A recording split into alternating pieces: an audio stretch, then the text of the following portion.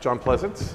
Michael, Are you? What's your? I don't have all the equipment. I feel kind of naked like that. Are you- You know, I don't have all the bling and stuff. You got no look- posse and nothing. You know, it's funny. You're pretty relaxed. Last time I saw you, you looked really stressed. Because you were chasing me around trying to break the story. What's your title now? Are you still CEO of Playdom, or are you now head of something? What is? I think it'll be general manager of Playdom and some title of something at Disney, but yeah. Okay. Well, EVP of DIMG, Digital Disney Interactive Media Group.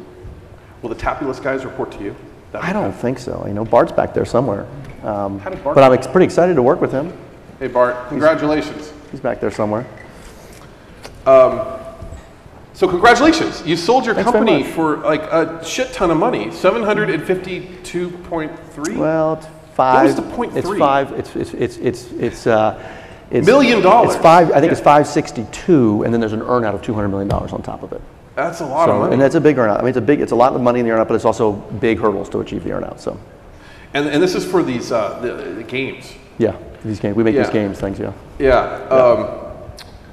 So we promised, I had promised, you actually didn't even ask, but I was trying to convince you to come, and I said, all right, not going to talk about the deal, not going to talk about like future products or anything like that. Yeah. Actually just want to talk to you about, you know, sort of a leading visionary, leading light in the gaming industry, talk to you about that, the industry as a whole.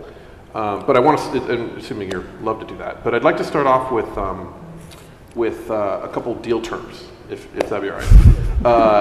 You can't help yourself, can you?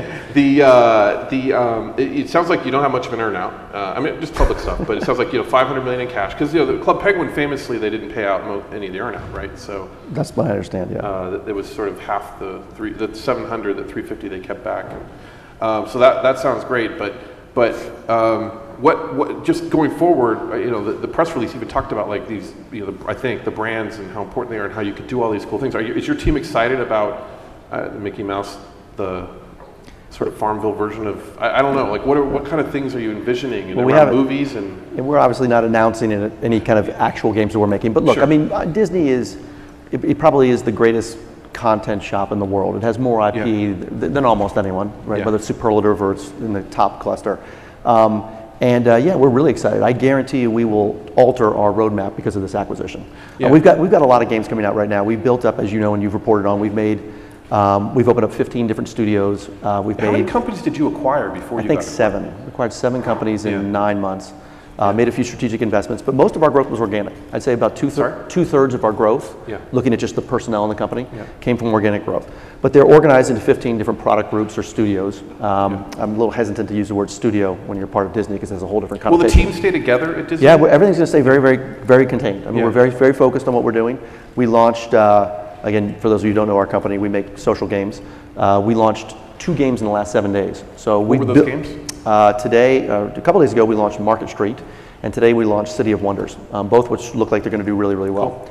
Actually, you know what? City of Wonders, I think, is actually on the test accounts that will open up in a couple of days. So it's still probably behind it. And I don't mean this to be a probing question, but should we think about like Pixar movies? Maybe there'll be games around them, and like, I mean, that's certainly that seems like it'd be a great way to market, right? They have great IP. I mean, you think about what Pixar does. You think about Marvel. You think about the core Disney characters. I mean, there's some really great stuff in there that we would love to bring into the social net. So we're definitely excited. But the only reason I mentioned are the games we come out with is we have a lot of production capacity.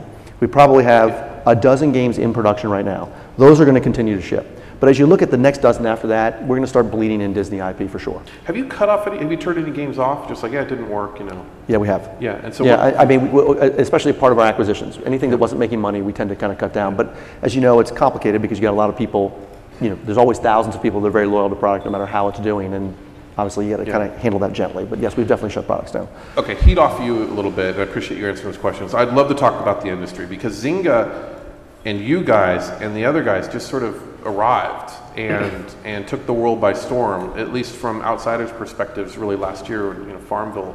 When did Farmville launch? It was last year sometime. It's like a year old now, right? A year ago, the top games were probably Zynga's Mafia Wars at 5 million DAUs, and then in the last, 7 months or something, Farmville's come out. And these games are part of our sort of culture now.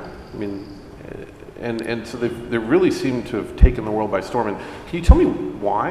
Like, what is it about these games that is so compelling for people? I'll answer why second. First of all, just in terms of thinking about how many people are doing this, I'm told about half of all people on Facebook play social games, and it consumes about 40% of the time that people spend on Facebook. Who told you that? I don't even have to remember, but it's like been triangulated by a bunch of things. Yeah. I'm pretty sure it's accurate. Yeah. So say that again. Half the people. Half the people are playing. It's like 40% of the time spent, and a huge amount of time spent, as we all know, of just pure internet time is Facebook. So do you think right now some people in the audience are playing games? I think she's playing Farmville. Yeah, he's playing Market Street. I can tell. TechCrunch. I hope. Well, she probably is then. Why would she be working for you? She's Imogen probably plays a lot of Farmville. Yeah. So anyhow, that's a lot of. It's just people. Look, it's people connecting, clicking. It's Click, people, click, click, click, click. Every, pay, click, click. Every person in this room, everyone here eats, everyone here breathes, and everyone here has played games. From the second we all grew up playing tag or hide and seek or whatever it was, games have always been social. And then everyone for 25 years thought that video games had to be single player experiences with a joystick and a console. And social networks opened up people connecting. So what do? Well, first they IM, and then they email, and then they share photos, and then they want to play games. I mean, I don't think it's like that simple. But will these games become more interesting over time? I mean, I feel like I'm getting dumber as I play these games.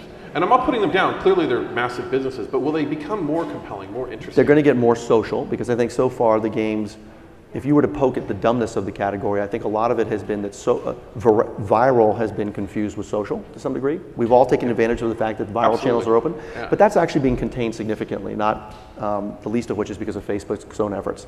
And it's going to force, look, when you look at games right now, innovative games are doing better, innovative games are driving retention, and retention drives virality. So the whole thing is about driving engagement in games right now. We're trying to make our games deeper.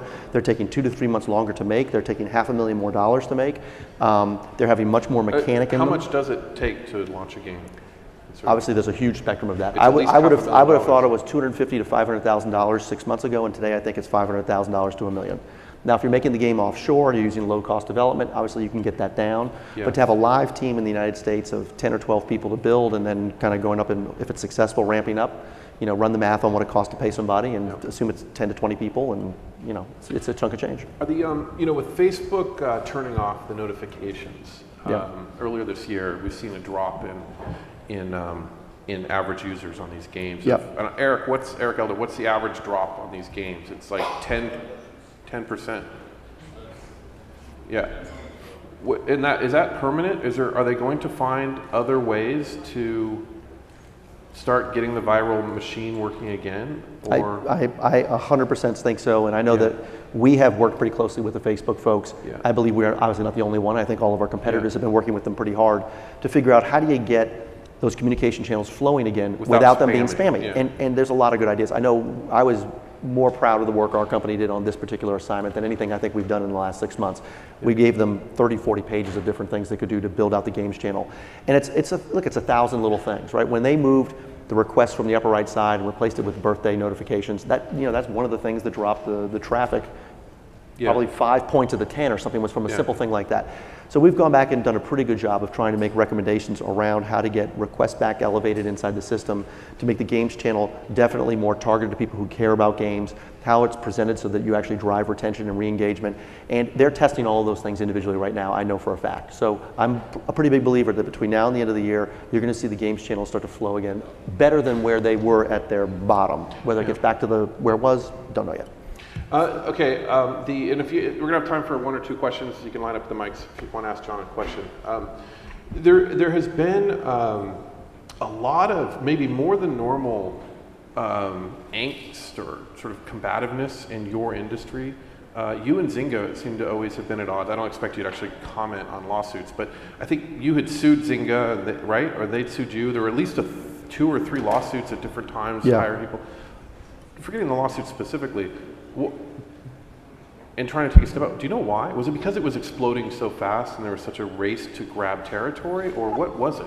I think so, and I think there was a lot of ticky-tack stuff in the beginning where different people, first of all, employees were going back and forth between a couple of the companies. Yeah. Some of the categories were very similar. I mean, if you think about our business, which is only really 3 years old, it hasn't exactly stratified to a point where it's like, okay, this studio really focuses on rap games, or this studio focuses on jazz games or whatever. The genres were basically all overlapping. Yeah. I mean, a farm game comes out and 10 farm games come out, right? So there was a lot of that activity going on. We're not really doing that anymore. I look at our product calendar, it's all things that obviously are influenced by games that have existed in the past. But the idea of just kind of like directly copying other people's stuff, I think that was all part of Gen 1. Not dissimilar, if you will, from the story you broke around Scamville and offers and all that kind of stuff. You know, some bad behavior slipped into the offer panels on some of our companies. Yeah. And, you know, that stuff happens as an industry is booming. And you know what? It gets revealed, it gets cleaned up, and life moves on. So I think it's a lot of the same stuff. Ticky-tack stuff in the beginning of an industry forming, then things kind of calm down. We have a question. Could you just say who you are as well? Mandeep Dhillon, I'm the CEO of Togetherville. We build the web for kids, and one of the things that we've noticed with social games is they're very compelling to children. And Facebook has a continuous challenge of finding ways to allow the children whose parents use these games to have access to those games. Now that you've been purchased by Disney, a brand that has a even stronger brand recognition among children, you'll be giving those social games. How will you be delivering those games to families where children will be using them?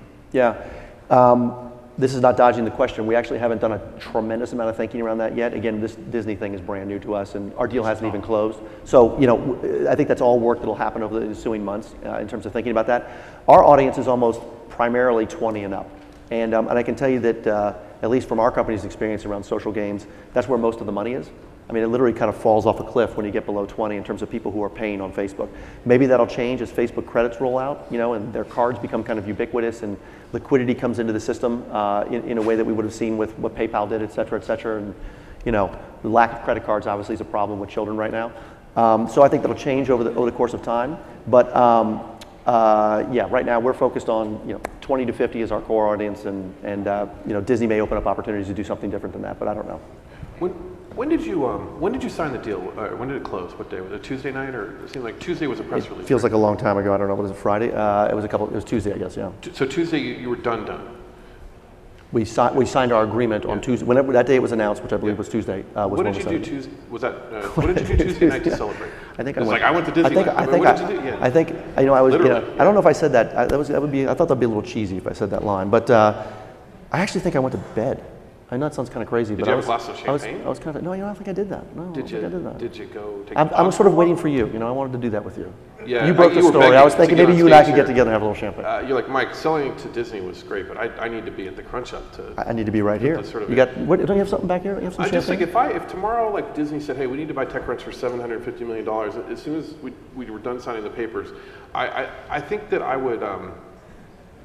I definitely, like that whole like fake check-in thing on Foursquare, I wouldn't be fake anymore. I mean, I'd be in wherever the hell I wanted to be. Like it would probably help that you own probably 100% of TechCrunch. No, this isn't about me. But when you have, it seems like, is there going to be like, I mean, it's so funny when Silicon Valley entrepreneurs have that huge liquidity event. Yeah. So many of them don't change their life at all. It's just the real question would be I mean, I have 4 founders of the company. I'm not a founder of the company. I joined. I'm just kind of a hired chump.